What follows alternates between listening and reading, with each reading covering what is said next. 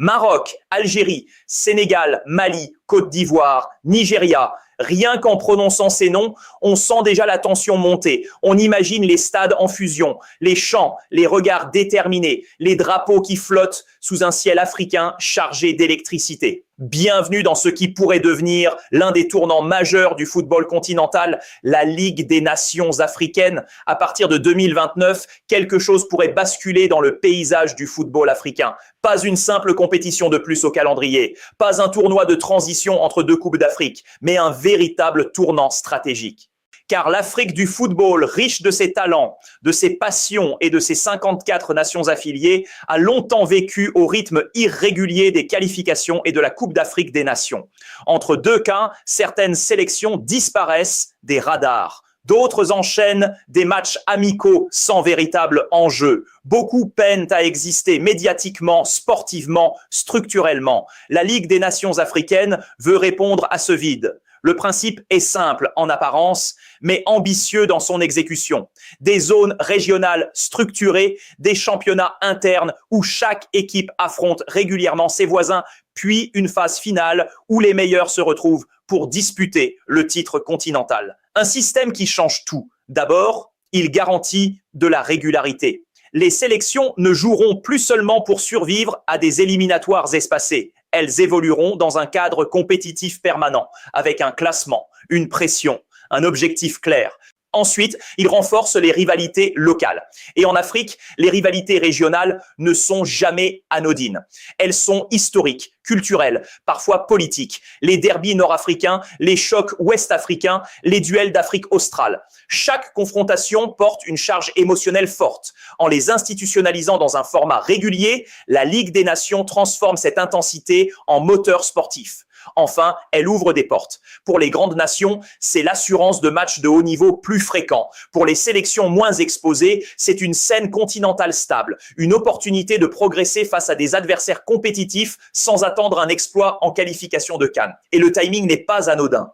À partir de 2029, la Coupe d'Afrique des Nations adoptera un rythme quadriennal après la CAN 2028. Moins de CAN signifie mécaniquement moins de rendez-vous majeurs. La Ligue des Nations s'inscrit donc comme une respiration stratégique. Elle comble l'intervalle, maintient l'élan, empêche la stagnation. C'est aussi une question d'image. Le football africain produit des stars mondiales, exporte des talents dans les plus grands championnats européens, passionne des millions de supporters. Pourtant, sur le plan organisationnel et structurel, il cherche encore son modèle optimal. Cette compétition peut devenir un laboratoire, tester des formats, améliorer la logistique, professionnaliser davantage les fédérations, renforcer les infrastructures. Plus qu'un tournoi, c'est un outil de développement, un espace où les nations émergentes peuvent se construire une identité compétitive, un cadre où les grandes puissances doivent confirmer leur statut sur la durée.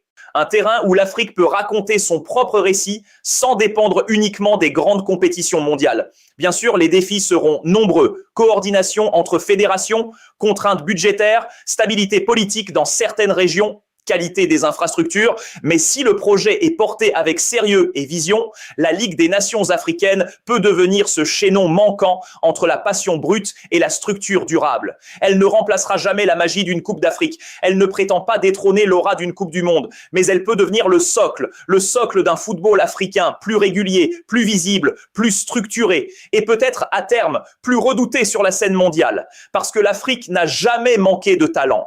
Elle avait besoin d'un cadre à la hauteur de son potentiel. 2029 pourrait bien être le début de cette nouvelle ère. Entrons maintenant dans le cœur du football nord-africain, la zone UNAF. Si l'on parle de densité, il est difficile d'imaginer une configuration plus relevée. Le Maroc, l'Algérie, l'Égypte, la Tunisie, la Libye et la Mauritanie. 6 nations, 6 histoires, 6 cultures footballistiques qui s'affrontent avec la passion et la fierté du continent tout entier derrière elles. Chaque rencontre dans cette zone est bien plus qu'un simple match. Maroc-Algérie n'est pas juste un duel. C'est un choc historique, une rivalité qui traverse les décennies et fait vibrer les stades d'Afrique du Nord et au-delà. Maroc-Égypte, une confrontation entre deux géants dont l'expérience et le prestige rendent chaque minute palpitante. Tunisie-Libye, un derby méditerranéen où chaque ballon gagné peut déclencher des éclats de tension sur le terrain et dans les tribunes. Ce qui rend cette zone particulièrement fascinante, c'est l'équilibre quasi parfait entre les équipes. Ici, les écarts sont minimes. Une erreur défensive peut coûter une qualification.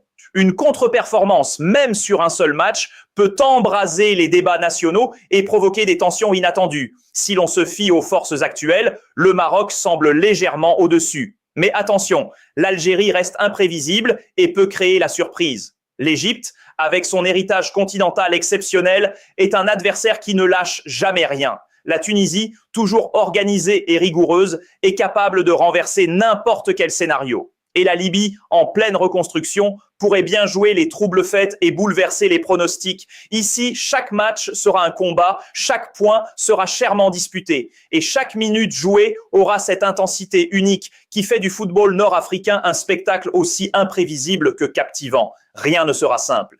Tout sera à gagner. Et la tension sera permanente. Prenons maintenant la direction de l'Afrique de l'Ouest et plongeons dans la zone UFOA, un véritable vivier de talents et de confrontations explosives. On y retrouve le Sénégal, le Mali, la Guinée, le Cap-Vert, la Gambie, la Guinée-Bissau, le Sierra Leone et le Libéria. 8 équipes, chacune avec ses forces, ses ambitions et son histoire propre. Le Sénégal part clairement favori. Champion d'Afrique, doté d'une structure solide, d'une profondeur de banc impressionnante et d'une expérience de haut niveau, il est armé pour dominer la zone. Mais ici, rien n'est jamais acquis. Le Mali, avec sa cohésion et sa rigueur tactique, est capable de poser de sérieux problèmes.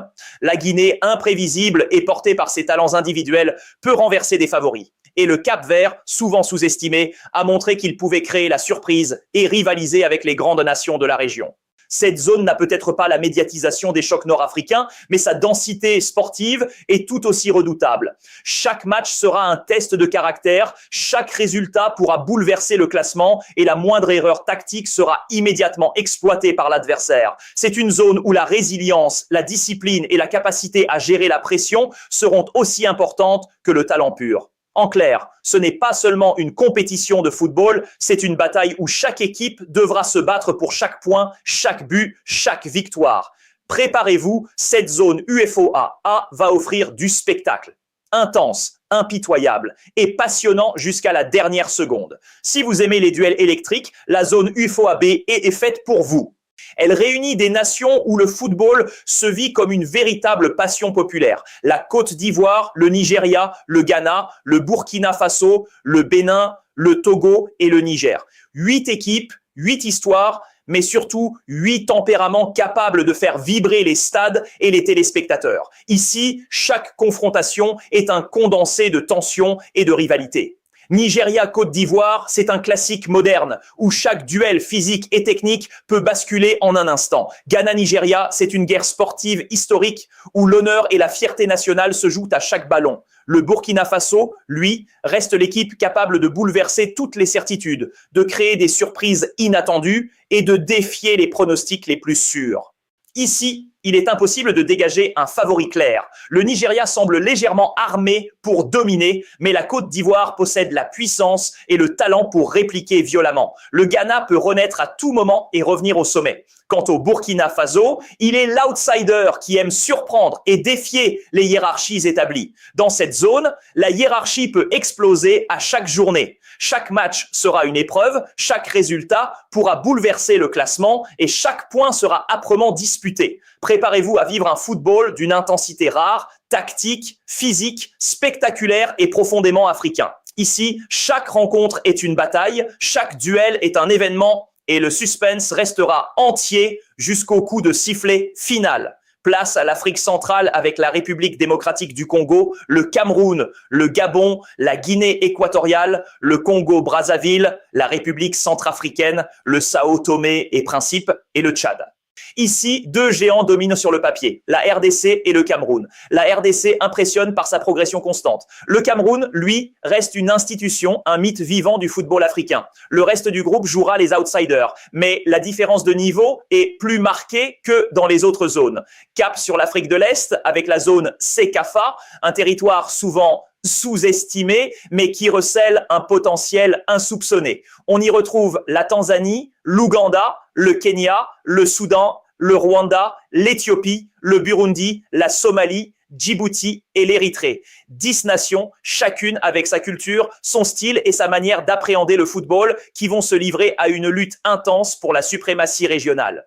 Ne vous laissez pas tromper par le manque de couverture médiatique. Cette zone peut réserver de grandes surprises. La Tanzanie, notamment, a déjà prouvé qu'elle pouvait faire vaciller des géants du continent, montrant une maîtrise tactique et une force collective impressionnante. L'Ouganda et le Soudan ne sont pas en reste, avec des équipes organisées, physiques et capables de se montrer redoutables. Et l'avenir renforce encore l'ambition. Avec l'organisation prochaine de grandes compétitions internationales dans la région, l'investissement dans les infrastructures et la montée en puissance des fédérations locales, le football est en train de franchir un nouveau cap. Ces nations ne veulent plus simplement participer, elles veulent rivaliser, surprendre et s'affirmer sur la scène africaine.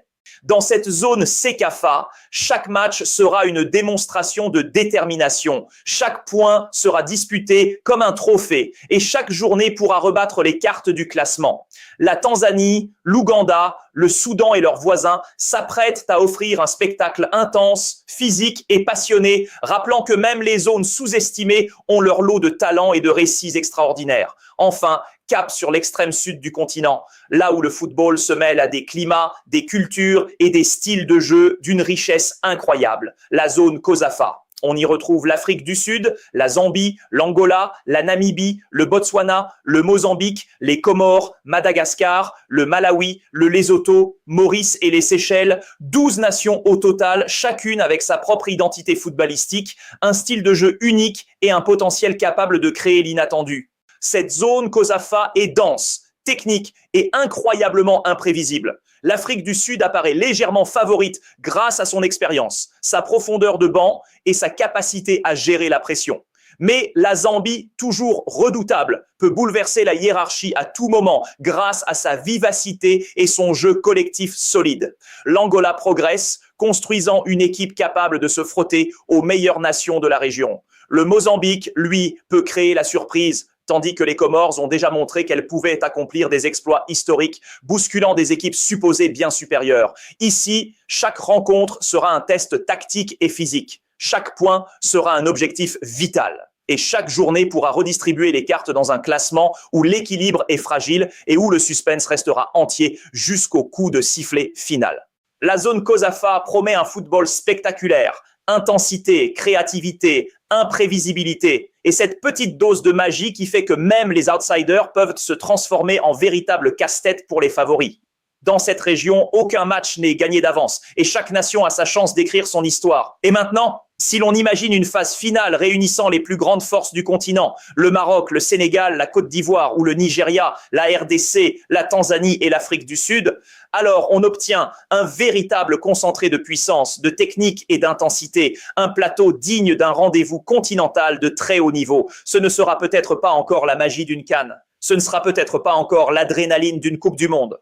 Mais ce sera autre chose, une arène nouvelle, une scène inédite où chaque nation aura l'occasion de s'affirmer, de tester sa profondeur, son organisation, son ambition. Une véritable vitrine pour des sélections qui jusqu'ici peinaient parfois à exister sur la scène africaine ou internationale.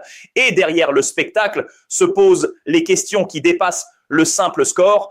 L'organisation tiendra-t-elle face aux défis logistiques et aux ambitions continentales? Les rivalités politiques resteront-elles en dehors du terrain ou influenceront-elles le jeu? Le projet survivra-t-il aux réalités complexes d'un continent si vaste et diversifié? Les réponses à ces questions, nous ne les aurons qu'en 2029.